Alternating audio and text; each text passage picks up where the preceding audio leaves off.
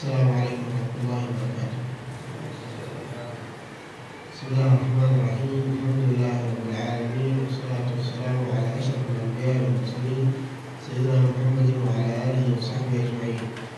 سبحانك لا علم لنا إلا ما علمتنا إنك أنت العليم الحكيم.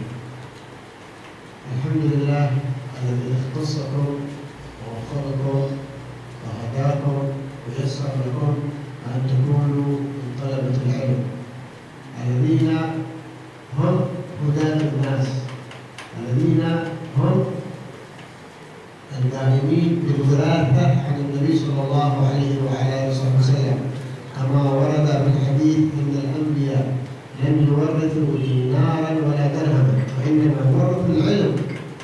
الحمد لله على أن الله اختصكم بها، ولكن ينبغي لكم أن تكون همتكم عظيمة في طلب العلم، فلا يضيع الإنسان أوقاته أيامه ولياليه في غير ذلك. طالب العلم دائما يكتب الفوائد، يكتب كل فائدة يحصلها. طالب العلم كذلك إذا ازداد في العلم ازداد في التواضع، إذا ازداد في العلم ازداد في التواضع. لذلك ورد في الحديث من ازداد علما ولم يزدد هدى لم يزدد من الله إلا بعدا. فعليكم بطلب العلم والاجتهاد فيه، كذلك عليكم بالأدب والتواضع. إذا ازداد العلم يزيد التواضع، ليس إذا ازداد العلم يزيد التكبر، لا، إنما ازداد العلم يزيد التواضع. ولذلك الله سبحانه وتعالى خصكم. كذلك الشيطان في طلبة العلم يجعل ما بينهم الحسد، وكل واحد لابد يفرح لأخيه بازدياد العلم، وكل واحد يحب أخيه، يكون بينكم المحبة والتعاون على طلب العلم وعلى النفع، على الانتفاع وعلى نفع غيركم. كذلك الوصية الثالثة، الوصية التي أريد أن أقول لكم بها، وهي كذلك أن تستأدبوا وتسمعوا كلام مدرسيكم وشيخكم الحبيب صالح جزاه الله خير كثير على أن يعلمكم واعتنى بطلب تعليمكم، وهذا فضل من الله سبحانه وتعالى لكم أن كان شيوخكم لهم اتصال ولهم سند إلى النبي محمد صلى الله عليه وآله وسلم. هذه نعمة كبيرة، أي تجد سند إلى النبي صلى الله عليه وسلم، هذا فضل عظيم، وخصوصا من أهل بيت رسول الله صلى الله عليه وسلم. هذا سند عظيم جدا ما يعرف الإنسان قدره إلا يوم القيامة. لذلك عليكم تسمعوا الكلام. كذلك الإنسان إذا ازداد بالعلم ثم انتقل إلى مكان آخر، تعلم في مكان آخر، لا ينسى من علمه وهو صغير، لا ينسى. فكثير من الناس يتعلم سنين ثم ينتقل إلى مكان آخر ويتعلم في مكان آخر ويكون عالم، ثم ينسى من كان له الفضل في تعليمه. هذا ليس من أخلاق العلماء، وإنما العلماء ينسبون الفضل إلى من علمهم وإلى من كان سببا في إيصال العلم لهم، فبذلك يصفو ذلك ويكون هذا العلم مقبول عند الله سبحانه وتعالى. نسأل الله سبحانه وتعالى لنا ولكم الهداية، وهذه نعمة نرى وجوه طلبة العلم بفضل الله سبحانه وتعالى. وصلى الله على سيدنا محمد وعلى آله وسلم. Sedikit ya, semoga bisa dipahami apa yang beliau utarakan, bahwasanya beliau bersyukur kepada Allah Subhanahu wa Ta'ala, juga berwasiat kepada kalian. Alhamdulillah kalian dikhususkan oleh Allah Subhanahu wa Ta'ala, dijadikan Allah sebagai tolong ilmu, sebagai santri yang mewarisi daripada ilmu Nabi Muhammad SAW. Sebab mengatakan Anbiya la nuwarithu dirhaman wala dinaran bal nuwarithu ilma. Para Anbiya wal Mursalin, beliau tidak mewarisi dinar wala dirham, tapi beliau mewariskan ilmu. Jadi kalian yang belajar betul-betul dikhususkan oleh Allah Subhanahu wa Ta'ala, ditakdirkan oleh Allah Subhanahu wa Ta'ala mencari ilmu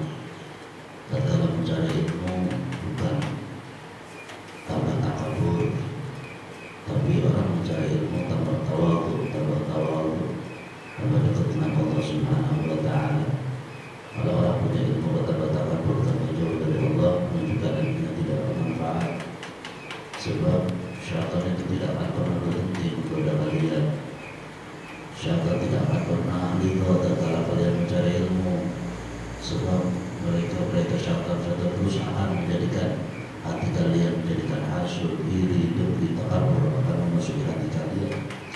Juga wasiat beliau yang kedua untuk punya sopan santun, ta'adab ma'a masyayikhukum, ma'a bidarsukum, dengan guru-guru kalian. Siapapun yang ajarkan kalian harus punya sopan santun, tata krama, dan mendengarkan apa yang betul-betul disampaikan oleh guru-guru kalian. Apalagi dari Badrul Hidayah yang insya Allah di atas Nabi Muhammad SAW menyambung dengan Rasulullah, dengan Sayyidina Habib Umar, dengan guru-guru kita sampai Rasulullah SAW. Dan apabila beliau juga mengatakan, apabila kalian belajar di tempat yang lain, jangan lupakan tempat-tempat awal kalian belajar. Kalian sebelum belajar di sini, masalah di kampung kalian pernah belajar dengan orang, ustaz, jangan lupakan beliau-beliau, hormati beliau, takzim kepada beliau, walaupun kalian sudah belajar kemana-mana. Kalian belajar di sini, maka jangan sampai kalian nanti lupa dengan guru kalian yang lain. Sebab setiap guru punya asal sendiri, punya masyayikh sendiri, dan beliau juga mendoakan kalian dan mendapat kalian yang manfaat dunia akhirat. Kita minta doa yang paling akhir dari Habib Shalih bin Abdul.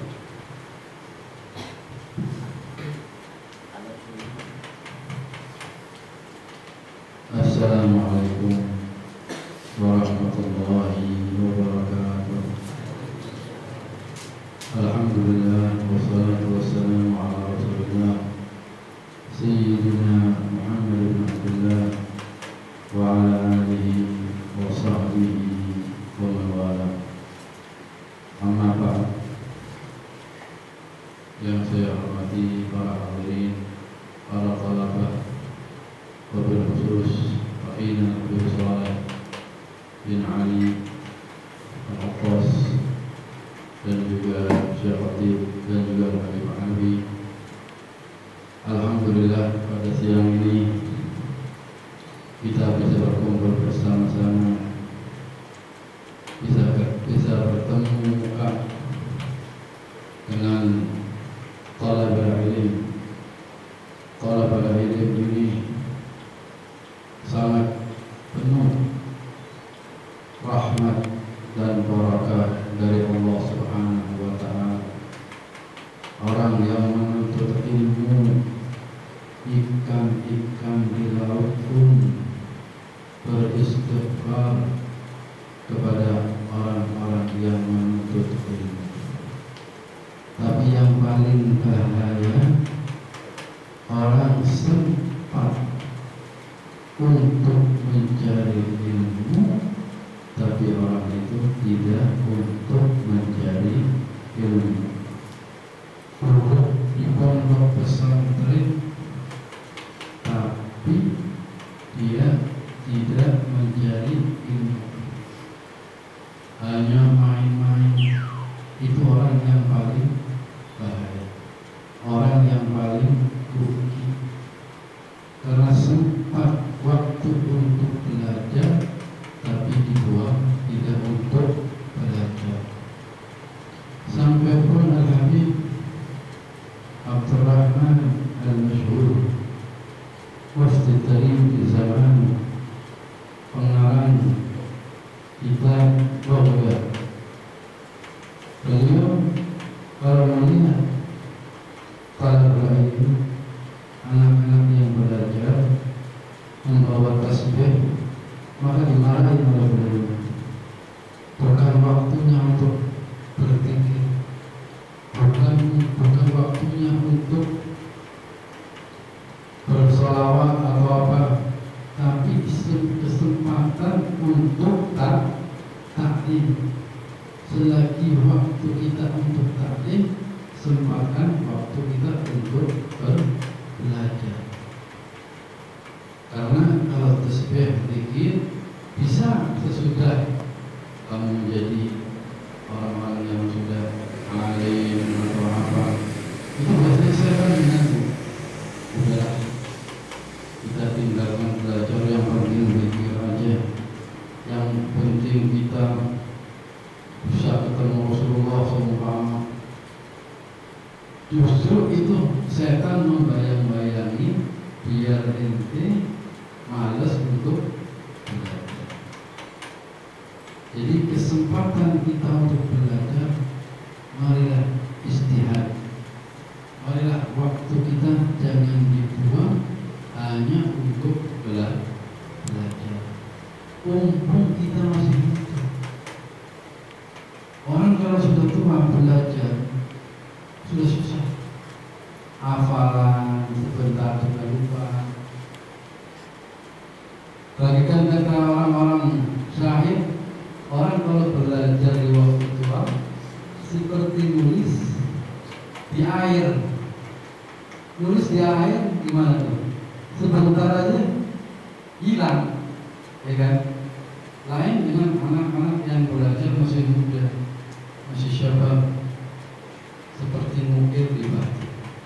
Jadi hafalannya tidak lupa. Makanya waktu kita masih muda perbanyak untuk menghafal, terutama kalam Allah, wa kalam Rasulullah, wa kalam salaf, biar kita dekat kepada Allah Subhanahu wa Ta'ala. Kemarin pun Habib Umar amanat kepada kita dan murid-murid kita juga untuk jangan sampai meninggalkan Al-Quran. Bahkan beliau berkata, kalau talabul ilm paling sedikit 1 minggu khatam Quran. Kira-kira mampu? Tidak. Kalau tidak mampu, ya paling tidak 1 hari satu juz untuk membaca Al-Quran. Biar kita ada sambungan dengan kalam Allah, biar tambah kita iman kita tambah kuat dan tambah istihad kita. Biar kalau bisa kita menghafal Al-Quran lebih bagus lagi. Karena umur kita masih muda, hafalan kita masih kuat. Jadi kesempatan kita di pondok betul-betul waktunya untuk belajar. Kalau kamu sudah besar, kalau kamu tidak belajar, pasti akan menyesal. Kalau tahu terus kalau belajar, jangan hanya di kelas saja. Di luar kelas kita mengumpulkan beberapa orang, musyawarah, ya kan? Jadi yang mungkin tadi pelajaran ini nggak paham, ini paham, jadi bisa lebih kuat. Jadi yang penting kita waktu-waktu belajar kita untuk benar-benar belajar.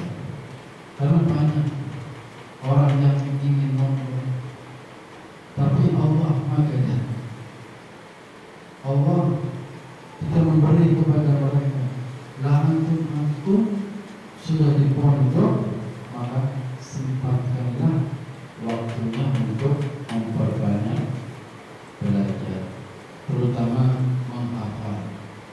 Karena kalau masih muda ini menghafal lebih mudah daripada orang-orang yang tua. Terus jangan sampai anak kalau hafal susah, anak kalau ini susah. Itu menunjukkan dia sudah malas dahulu. Ada seseorang di zaman dahulu kalau ngafalin itu diulang-ulang 500 kali baru hafal. Coba bayangin, 500 kali baru hafal dia. Tapi orang itu mustahil, yakin, terus 500 kali baru hafal. Akhirnya dibuka oleh Allah Fatahullah, akhirnya dimudahkan oleh Allah Subhanahu wa Ta'ala. Kayak Ibn Hajar, ceritanya Ibn Hajar bagaimana? Umurnya udah 40 tahun, dia belajar kayak gak masuk sampai dia seakan-akan sudah nggak mau belajar lagi. Akhirnya dia pulang. Waktu di perjalanan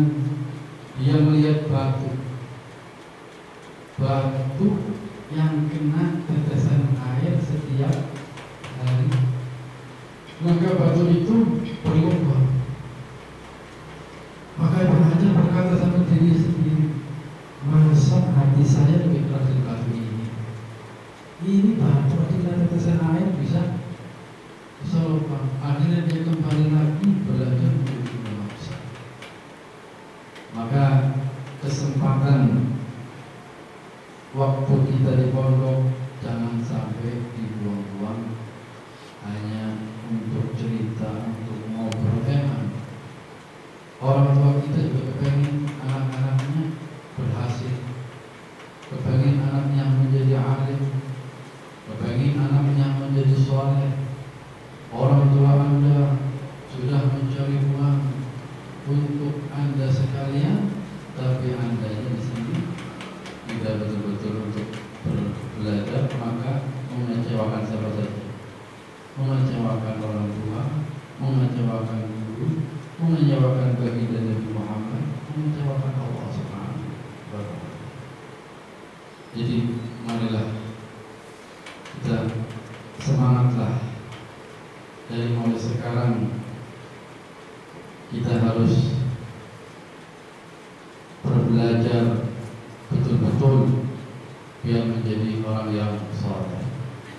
Jadi Habib tadi dapat bilang, kita kalau belajar tapi tidak menambahkan khusyuk, tidak menambahkan takut kepada Allah, maka menjadi dijauhkan oleh Allah Subhanahu wa Ta'ala.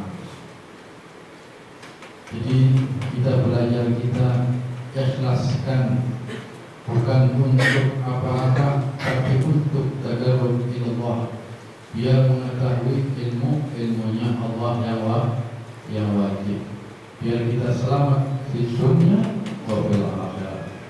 Wabillahi taufiq wal hidayah. Wal 'afwu minkum. Wassalamualaikum warahmatullahi wabarakatuh.